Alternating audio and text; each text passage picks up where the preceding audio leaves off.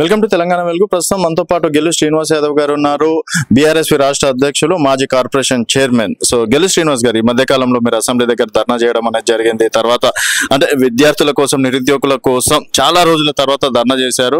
So అధికారంలో ఉన్నప్పుడు ఒక లెక్క, అధికారం పోయిన తర్వాత ఇప్పుడు మీకు నిరుద్యోగులు గుర్తుకొచ్చారా అని చెప్పేసి వాళ్ళు చెప్తున్నటువంటి మాట కాంగ్రెస్ నేత. సరే, ఉద్యోగాలు భర్తీ చేసిందే మేము. గతంలో కాంగ్రెస్ ప్రభుత్వం ఉన్నప్పుడు తెలంగాణలో విద్యా వ్యవస్థ, తెలంగాణ ఉద్యోగ భర్తీ విషయంలో సీమాంధ్ర నాయకులకు న్యాయం చేస్తున్నారు, తెలంగాణ వాళ్ళకి అన్యాయం జరిగిందని చెప్పి గుర్తించి పోరాటం చేసింది కేసీఆర్ గారి నాయకత్వంలో. టీఆర్ఎస్గా మేము పోరాటం చేసినాం. ఆనాడు ఎన్ఎస్వై ఎక్కడుంది? ఆనాడు కాంగ్రెస్ పార్టీ వాళ్ళని ప్రశ్నించరా? మీరు మౌనంగా ఉంటే తెలంగాణ ప్రజల తరఫున కొట్లాడింది మేము, విద్యార్థి తరఫున మేము కొట్లాడినాం.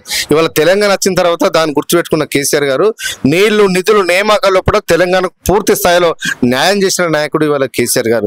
ఇవాళ దాదాపు 1,60,000 ప్రభుత్వ ఉద్యోగాలు మేము భర్తీ చేసాం 9.5 సంవత్సరాల కాలం లోపల. వాళ్ళు సంవత్సరం లోపల 60,000 చేసినాం. ఇవాళ నేనేమంటున్నా, మీరు ఇవాళ ముఖ్యమంత్రిగా మీరు బాధ్యత తీసుకున్న తర్వాత మీరు క్యాబినెట్ అప్రూవల్ ఇచ్చిన ఎన్ని చెప్పండి? ఫైనాన్స్ ఆర్థిక శాఖ నుంచి అనుమతి ఇచ్చిన ఉద్యోగాలు ఎన్నో బయట పెట్టండి. చలో ఛాలెంజ్. మేము ఇచ్చిన గ్రూప్ అని నేనేమంటున్నా సార్, నేనేమంటున్నా ఖజానా ఖర్చు అవుతుంది అని చెప్పేసి, డబ్బులు ఖర్చు అవుతుంది అని చెప్పేసి ఏదో కోట్ల కేసులు వేసి మరి డ్రామాలు ఆడినారు సార్. మేము ఏమంటున్నాం, చాలా ఉద్యోగాలు ఖాళీ ఉన్నాయి రాష్ట్రం అని చెప్పి ఎన్నికల ముందు ప్రతి గ్రామాల రేవంత్ రెడ్డి గారు మాట్లాడేది. పిసిసి అధ్యక్షుని వదలపట ఆ రోజు మా కమిషన్ రిపోర్ట్ ఉంది, పిఆర్సీ రిపోర్ట్ ఉంది, మొత్తం ఖాళీ అని చెప్పి మాట్లాడారు కదా. మరి ఇవాళ రిపోర్ట్ ఎటువైంది? దాన్ని బట్టి ఇవాళ భర్తీ చేయొచ్చు, నోటిఫికేషన్ ఇవ్వచ్చు కదా. జాబ్ క్యాలెండర్ అని చెప్పారు. జాబ్ క్యాలెండర్ అప్పుడు ఏ డిపార్ట్మెంట్ లో ఎన్ని పోస్టులు అని చెప్పారు ఎప్పటికైనా? ఎంతసేపు ప్రజలను మోసం చేయడానికి, విద్యార్థులను మోసం చేయడానికి, పరీక్షలు పోస్ట్ పోన్ చేయడానికి, పద్ధతిగా రిక్రూట్మెంట్ ఏమని చెప్తే పోస్ట్ పోన్ అంటారు. ఎవరు పోస్ట్ పోన్? విద్యార్థులు ఎవరు అడగారు, కానీ వీళ్ళే అటు ఉద్యోగాలు భర్తీ చేసే చిత్తశుద్ధి ప్రభుత్వానికి లేదు. మీరు ఎన్నికల ముందు చెప్పారు కదా 25,000 ప్రభుత్వ టీచర్ పోస్టులను నోటిఫికేషన్ ఇస్తామని చెప్పి ఫస్ట్ క్యాబినెట్ లోనే డిసిషన్ తీసుకున్నాను. మీరు అసలు క్యాబినెట్ లో దాని మీద చర్చ పెట్టలేదు, దాని మీద ఒక నిర్ణయం తీసుకోవాలి. నిన్న మా సత్యేంద్ర రెడ్డి గారు, మాజీ విద్యాశాఖ మంత్రి గారు అసెంబ్లీలో నిలదీశారు మిమ్మల్ని. మేము ఇచ్చిన 13,000 టీచర్ పోస్టులకు మేమే ఫైనాన్స్ అప్రూవల్ ఇచ్చినాం. ఇందులో మేము 5,000 పోస్టులకు భర్తీ చేసినాం, నోటిఫికేషన్ ఇచ్చినాం. మీరు వాటిని రద్దు చేసి మళ్ళీ రీనోటిఫికేషన్ ఇచ్చి 10,000 పోస్టులతో మీరు నోటిఫికేషన్ ఇచ్చని చెప్పి మాట్లాడారు. మరి ఇంకా 15,000 ఎప్పుడు ఇస్తామని చెప్పి వాళ్ళు మేము ప్రశ్నిస్తున్నాం. ఖచ్చితంగా బీఆర్ఎస్ ఇంకా 15,000 టీచర్ పోస్టులు నోటిఫికేషన్ ఇచ్చే వరకు కూడా మేము పోరాటం చేస్తాం. జాబ్ క్యాలెండర్ లోపల దాన్ని అమలు చేసే వరకు కూడా మేము పోరాటం చేస్తాం. అయితే ఏంది కావాలని రేవంత్ రెడ్డి గారి పైన, కాంగ్రెస్ నేతల పైన అనుచిత పోస్టులు పెడుతున్నారు? మరి ఆ రేంజ్ లో పగ తీసుకుంటారు. ఇప్పుడు అనుచిత పోస్టులు పెట్టింది ఎవరు? ఆ స్వభావం, ఆ ఉద్దేశం ఇవాళ కాంగ్రెస్ పార్టీ నాయకులకు ఉన్నది. రేవంత్ రెడ్డి గారు పిసిసి ప్రెసిడెంట్ అయిన తర్వాత ఈ రాష్ట్రంలోని కాంగ్రెస్ పార్టీ నాయకులు, కార్యకర్తలు విచ్చలవిడి కేసీఆర్ గారి పైన, కేసీఆర్ గారి కుటుంబం పైన ఇష్టం ఉన్నట్టుగా ఫోటోలు మార్పింగ్ చేసుకొని బూత్ పదాలతోని అఫీషియల్ వాళ్ళ ఐడి లోపల పోస్టులు వేసారు.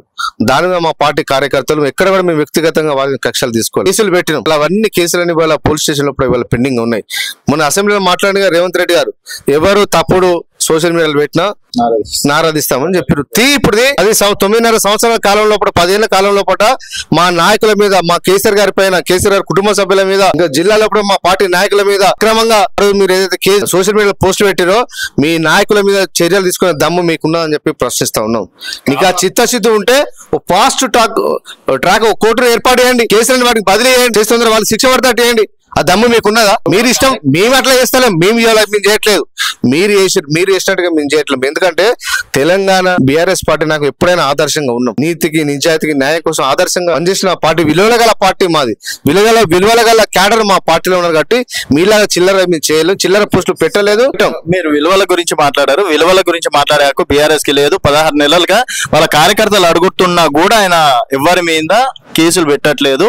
అది నా నైజం. ఉన్నన్ని రోజులు ఒక మంచి ముఖ్యమంత్రిగా పేరు తెచ్చుకోవాలన్నది ఆయన టార్గెట్ అంట. ఇప్పుడు కంప్లైంట్ ఇస్తున్నారు కానీ మీరు నాకేమో దాడులు చేస్తా ఉన్నారు, కేసులు పెడతా ఉన్నారు, బలవంతంగా తెల్లటాలు రాత్రి వచ్చి తీసుకొని పోతా ఉన్నారు. అరెస్టులు చేయకుండా, ముందస్తు అరెస్టులు చేయకుండా ఈ రాష్ట్రంలో పాలన కొనసాగుతున్నదా? అంతకుముందు మాట్లాడే ప్రజాపాలన అన్నారు. ప్రజాపాలన ఇది పోలీసుల పాలన. ఎందుకంటే ముఖ్యమంత్రి గారు హోంశాఖను తన దగ్గర పెట్టుకుని ఈ రాష్ట్రంలో పోలీసుల పాలన నడుపుతున్నారు, ప్రజాపాలన కాదు. ప్రశ్నించే వాళ్ళందరినీ పోలీస్ స్టేషన్ తీసుకుపోతున్నారు. సమస్యల పరిష్కారం చూస్తలేరు.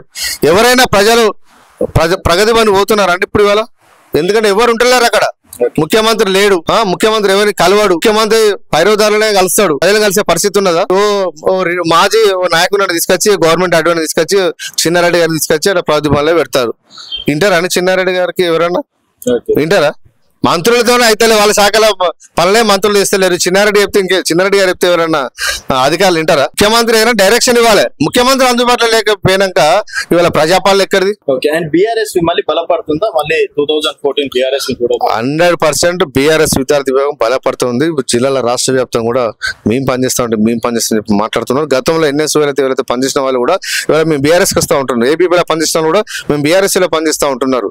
ఎందుకంటే తెలంగాణ కోసం పుట్టిన పార్టీ బీఆర్ఎస్ పార్టీ. విద్యార్థి విభాగం తెలంగాణ హక్కుల కోసం, తెలంగాణ విద్యార్థుల కోసం, నిరుద్యోగుల కోసం పోరాటం చేసిన విద్యార్థి విభాగం, పోరాటం చేసే విద్యార్థి విభాగం, ప్రజల పక్షాన నిరుద్యోగుల పక్షాన కొట్లాడే విద్యార్థి విభాగం బీఆర్ఎస్ అని చెప్పి విద్యార్థులందరూ కూడా బలమైన విశ్వాసం ఉన్నది. ఖచ్చితంగా బీఆర్ఎస్ పార్టీని కేసీఆర్ గారిని మళ్ళొకసారి ముఖ్యమంత్రి చేయడంలో బీఆర్ఎస్ ప్రధాన పాత్ర పోషిస్తుంది. అంటే మీకు పని బాట లేక ధర్నాలు చేస్తున్నారంట కాంగ్రెస్ లో ఎమ్మెల్సీలు ఎంపీలు మాట్లాడటం అనేది జరిగింది.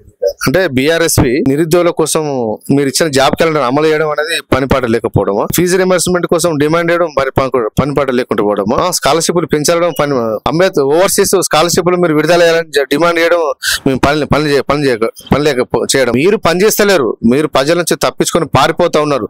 మేము ప్రజాక్షేత్రంలో ప్రజల కోసం ప్రధాన ప్రతిపక్షంగా మేము పోరాటం చేస్తున్నాం.